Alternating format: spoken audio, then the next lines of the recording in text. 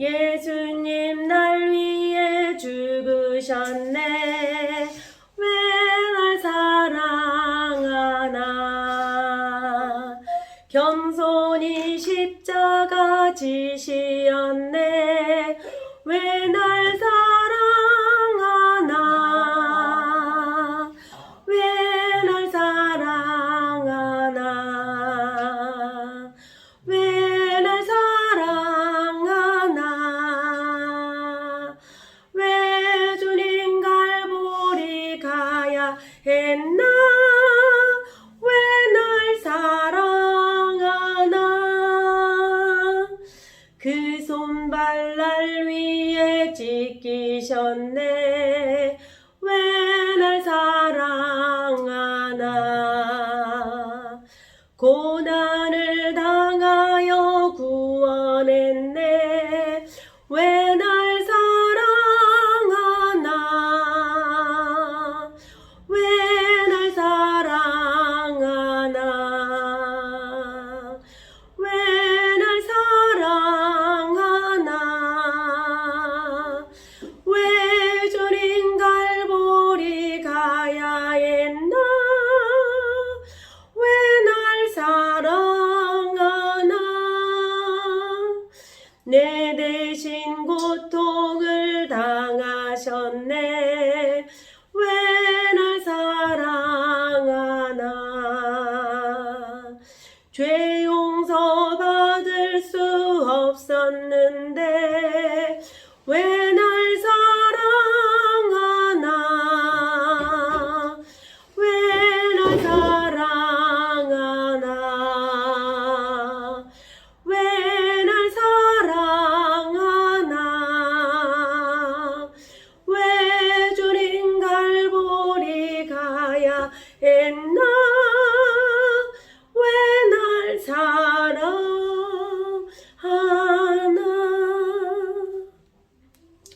사도신경으로 우리들의 신앙을 고백드리겠습니다. 나는 전능하신 아버지 하나님 천지의 창조주를 믿습니다. 나는 그의 유일하신 아들 우리 주 예수 그리스도를 믿습니다.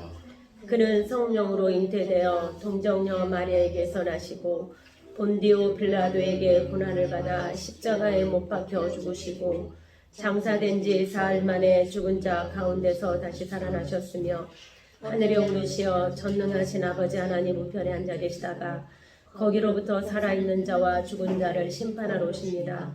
나는 성령을 믿으며 거룩한 공교회와 성도의 교제와 죄를 용서받는 것과 몸의 부활과 영생을 믿습니다. 아멘. 하나님의 말씀은 히브리서 10장 19절에서 25절입니다. 교독합니다. 19절.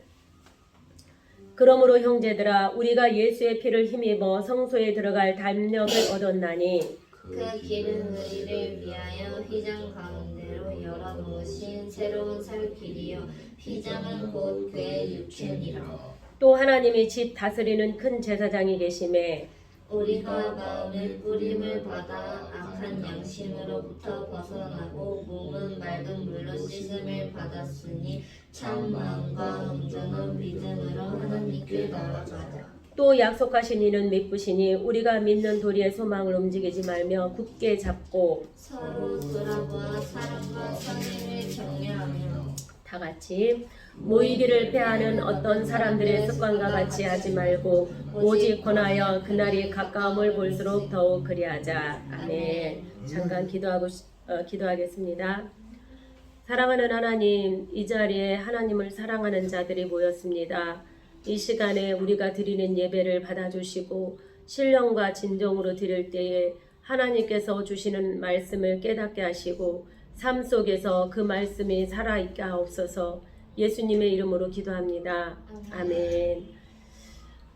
예수님이 오시기 전에는 우리가 지은 죄를 어떻게 용서를 받았을까?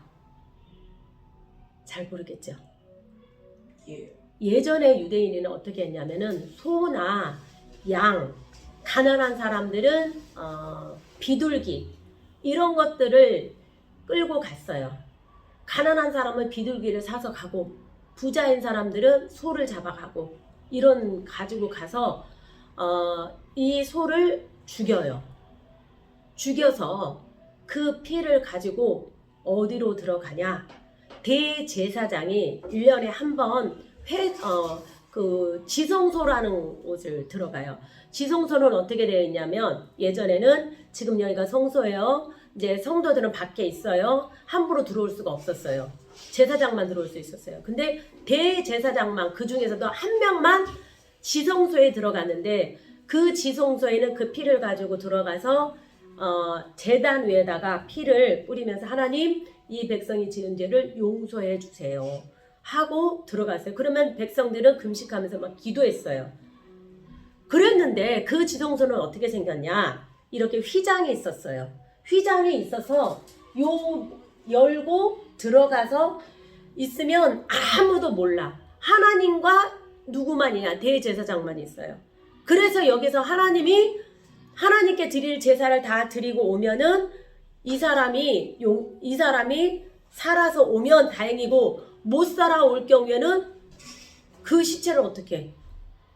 그러니까 끈을 매달아 가지고 와요. 몸에다 끈을 맺고 들어가서 아무리 기다려도 안 나오면 끄는 거예요. 그러면은 죽는 경우도 있어요. 대제사장은.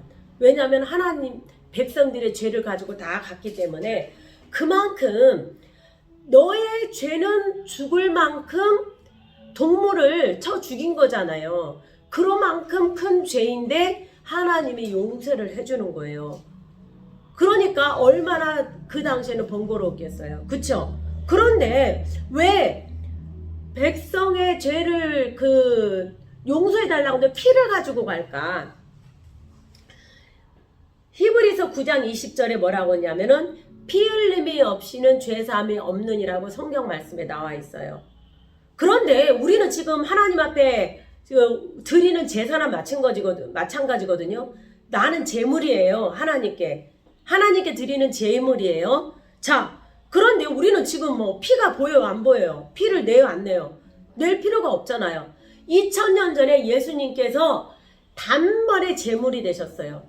단번에 드리는 소와 양처럼 제물이 되었어요. 그래서 예수님이 십자가에서 어떻게 죽으셨어요?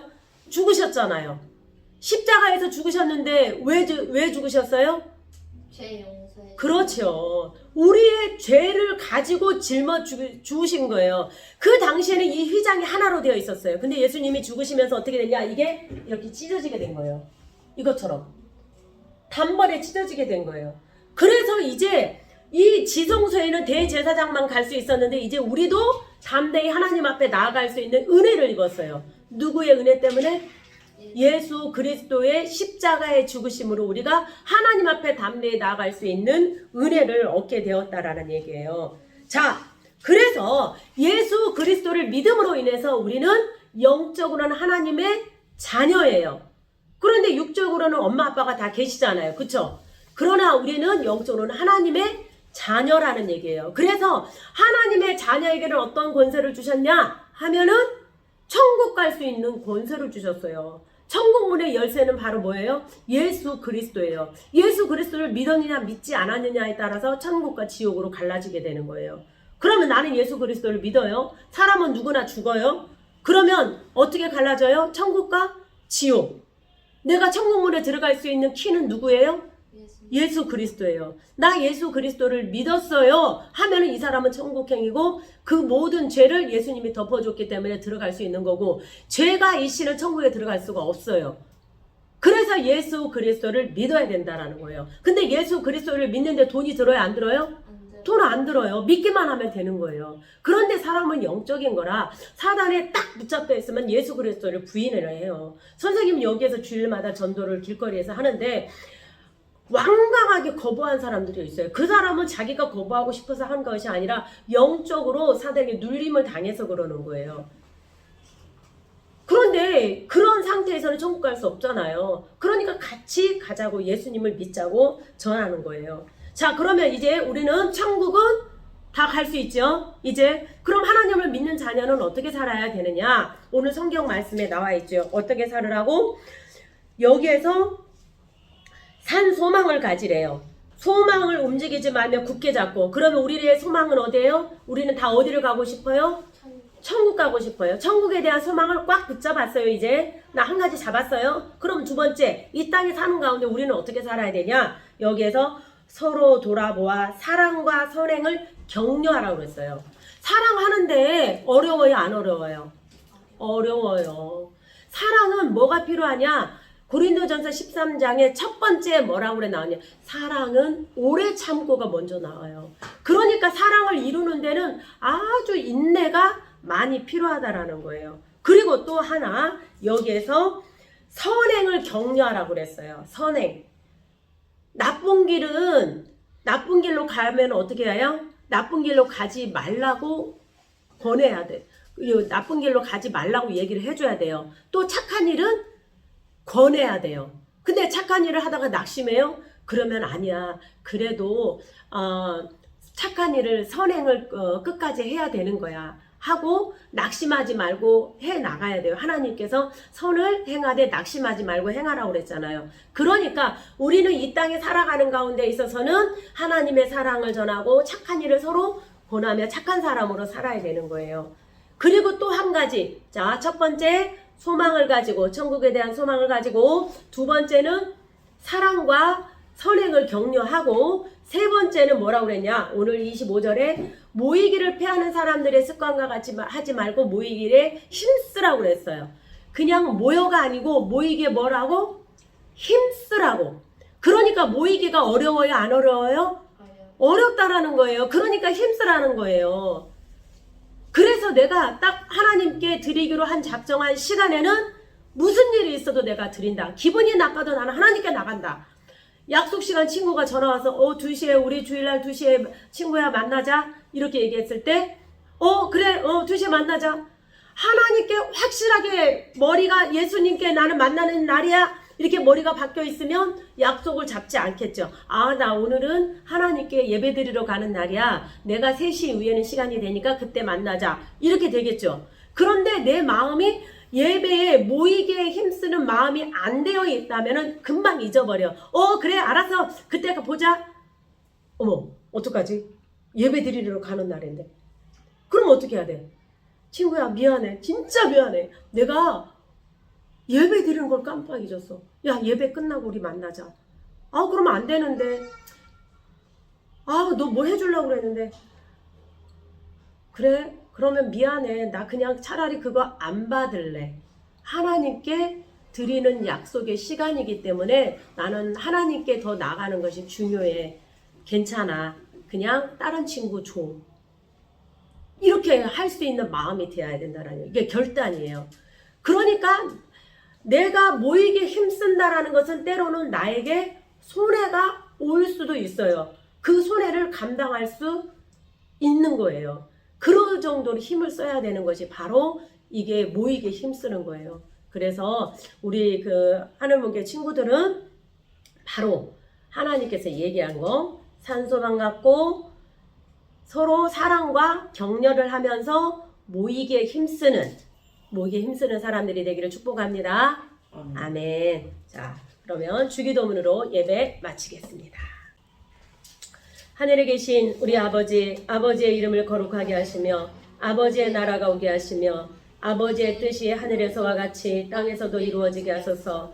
오늘 우리에게 일용할 양식을 주시고 우리가 우리에게 잘못한 사람을 용서하여 준 것 같이 우리 죄를 용서하여 주시고 우리를 시험에 빠지지 않게 하시고 악에서 구하소서. 나라와 권능과 영광이 영원히 아버지의 것입니다. 아멘.